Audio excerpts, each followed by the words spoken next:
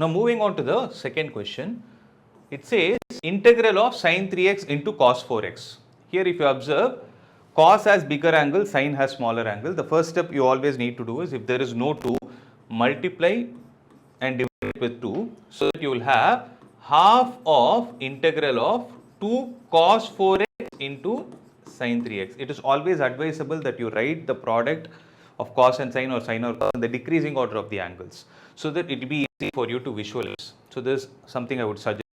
So since you have 2 cos of bigger angle, sin of smaller angle, it comes as a result of sin of a plus b minus sin of a minus b. So it is going to be half of integral of sin of, what is going to be the value of a plus b? 4x plus 3x, that is going to be 7x, minus sin of 4x minus 3x, which is going to be x. This whole thing inside dx, this will be half of integral of sin 7x dx minus half of integral of sin x dx, right?